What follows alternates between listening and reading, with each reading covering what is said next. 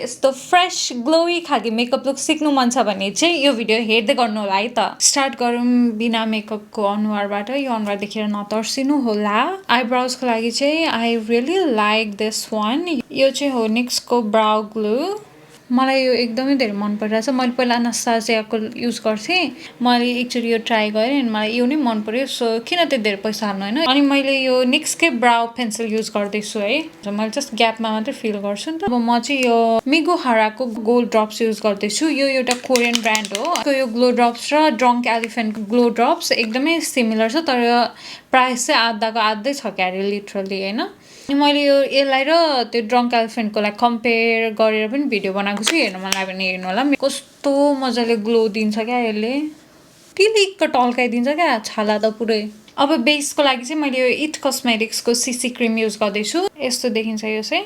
आज एकदमै एक थोपा मात्रै युज गर्छु कि लिटरली यति मात्रै युज गर्दैछु है। सीसी क्रिम अलरेडी एकदमै धेरै ग्लोई खालके छ होइन, तर if you one make it more glowy यो मिक्स गरिदिँदा हुन्छ, तर म चाहिँ आज गर्दिनँ है।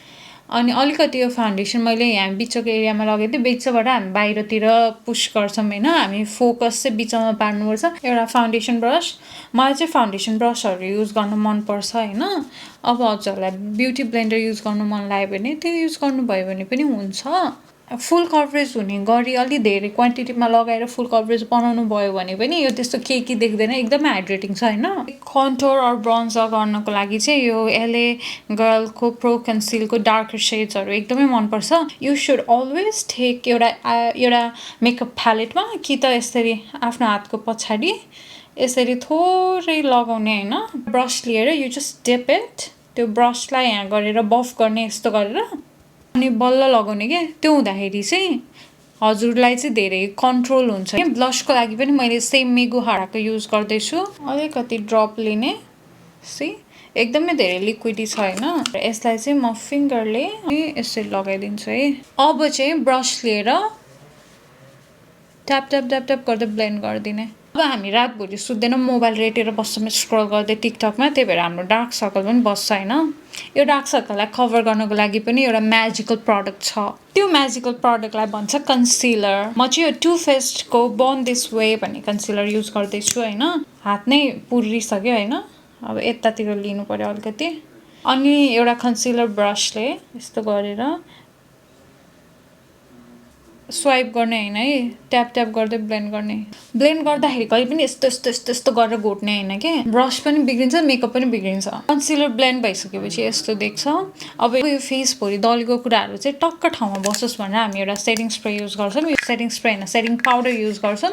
यो चाहिँ हुडा ब्युटीको सेटिङ पाउडर हो जुन मलाई एकदमै धेरै मनपर्छ, लाइक माई फेभरेट। हल्का ड्याप गर्यो। सुरुमा बेक गर्नुभन्दा अगाडि चाहिँ लाइटली डस्ट गर्ने है, अलिकति मात्रै ब्रसमा लिएर अनि हल्का ब्रस गरिदिएँ मैले है। अब चाहिँ बेक गर्ने है। बेक गर्नको लागि एउटा पाउडर पफ लिने, पाउडर पफमा पाउडर लिने, हातको पछाडि यस्तो गर्ने चाहिँ इभन एप्लिकेसन इन्स्योर गर्छ होइन, एकै नासले लाग्छ क्या।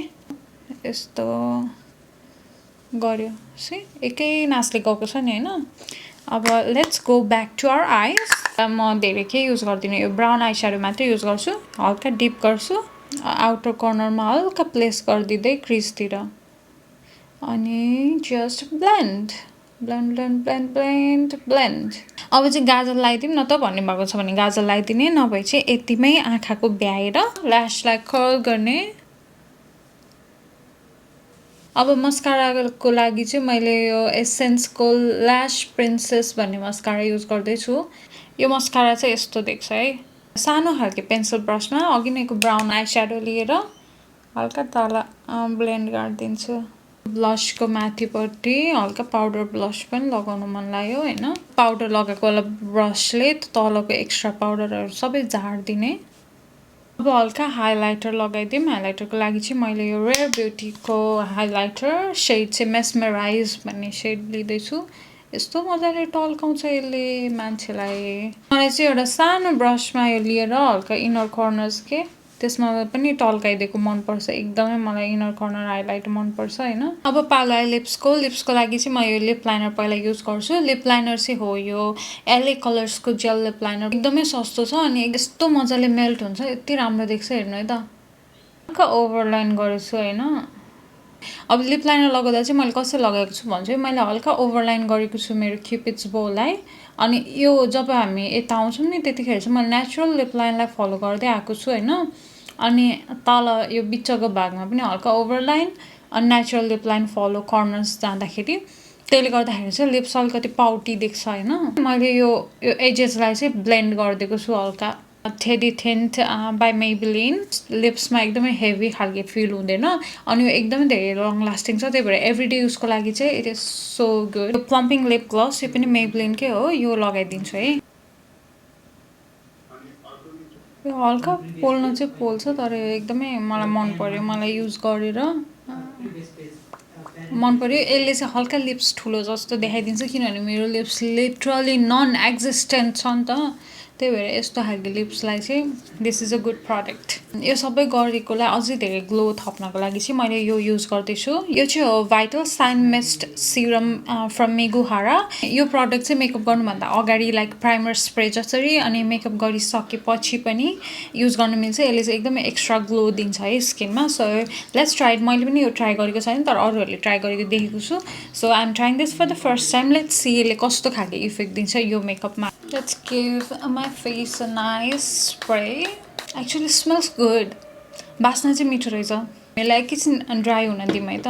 यो फेस मिस्ट ड्राई भइसकेको छ होइन and it actually looks really glowy. यसले एकदम धेरै ग्लो एड गरेको जस्तो फिल भयो मलाई चाहिँ, मलाई मन पर्यो यो।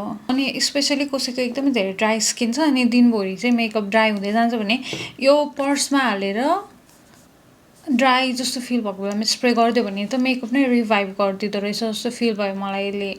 अनि यो एकदमै अफोर्डेबल पनि छ। अनि फाइनल लुक चाहिँ यस्तो देखेको छ। यो मेकअप लुक मैले एकदमै धेरै रिपिटेटिभली गरिरहने खालको मेकअप लुक हो के।